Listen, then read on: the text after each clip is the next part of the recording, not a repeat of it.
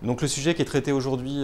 dans ce déjeuner débat de l'AFSI, c'est la e-réputation et le rôle des salariés en tant qu'ambassadeurs de l'entreprise. Alors apparemment, ce n'est pas un sujet vraiment de communication interne, on est plutôt dans un sujet de communication externe, mais on a pensé que c'était quand même intéressant d'en parler au sein de l'AFSI, puisque les communicants internes sont souvent sollicités pour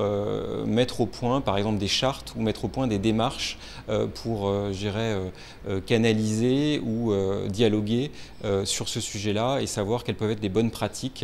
des salariés quand ils sont présents sur les réseaux sociaux et que dans certains cas, ils évoquent leur entreprise. Alors aujourd'hui, ce que j'aimerais que les participants retiennent de mon intervention, c'est pas de savoir si leurs collaborateurs sont présents sur les médias sociaux, peuvent être des ambassadeurs. Leurs collaborateurs sont déjà présents sur les médias sociaux. Donc la question n'est pas de savoir si c'est si, mais plutôt comment les accompagner sur les médias sociaux, comprendre qu'il y a des risques, mais qu'à l'heure actuelle, notamment avec le Web 2.0, c'est de l'interactivité, c'est pas de la communication descendante, donc on ne peut pas tout contrôler, ce n'est même d'ailleurs pas souhaitable, ça limite l'innovation, ça limite la création, donc c'est accepter de lâcher prise et comprendre en tout cas comment on va pouvoir accompagner ses collaborateurs pour qu'il y ait une valeur ajoutée la plus importante possible, et pour le collaborateur, et pour l'entreprise, et que ça soit un échange gagnant-gagnant. Alors, le rôle des Blue Hackers ambassadeurs au sein d'IBM a été de favoriser le déploiement et l'usage du réseau social dans l'entreprise,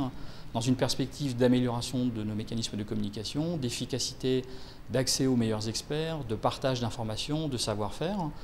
Et ça a été mis en place il y a 3 ans et demi maintenant, sous l'impulsion de la direction de l'entreprise, de telle sorte à ce que ce réseau facilite l'apprentissage, le développement de ces usages, toujours sur la base du volontariat. Donc j'ai moi-même été volontaire pour faire partie de ce groupe initial de personnes. Et chez IBM, nous sommes aujourd'hui plus de 2000 à assumer cette fonction, qui vient compléter notre rôle officiel en entreprise. Le rôle de la communication interne, c'est d'encourager les employés en fait, à devenir des ambassadeurs de la marque pour véhiculer des messages dans leur réseau, dans tout l'écosystème d'IBM, puisqu'en fait c'est ça que l'on tient en considération aujourd'hui. Pas uniquement les employés et les clients et les partenaires commerciaux, mais aussi les anciens d'IBM, la famille des IBMers, etc. Tous leurs amis et qui peuvent être aussi des contacts professionnels ailleurs. Les enjeux, c'est déjà de voir comment l'entreprise explique aux salariés quels sont les risques et les opportunités des réseaux sociaux, soit par exemple en travaillant avec eux sur des éléments de charte, soit en les formant, c'est un peu l'exemple d'IBM d'ailleurs, soit en entrant en dialogue, parce que parfois une simple charte, surtout si elle est très coercitive, ne suffit pas à faire comprendre aux salariés ce que l'entreprise attend, et en tout cas ça ne suffira pas à faire des salariés des éléments de communication et de réputation comme l'entreprise l'attend désormais. J'attendais des retours d'expérience en fait, parce que j'ai besoin de mettre en place dans mon entreprise une charte de bons usages des réseaux sociaux, et ce que j'en retiens, c'est que cette charte, elle est là pour aider, protéger et accompagner les salariés qui le souhaitent dans leur intervention sur ces réseaux sociaux.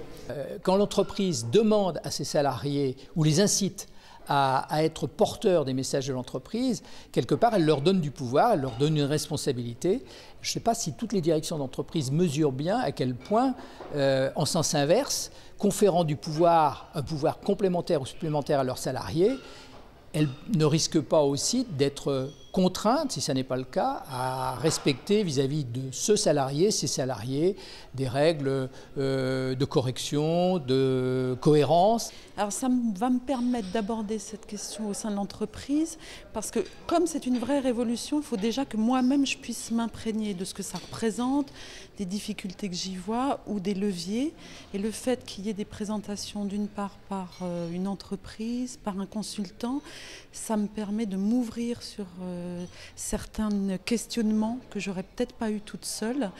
Et puis ça me permet de confronter mes propres réflexions avec les interventions des autres participants de la salle.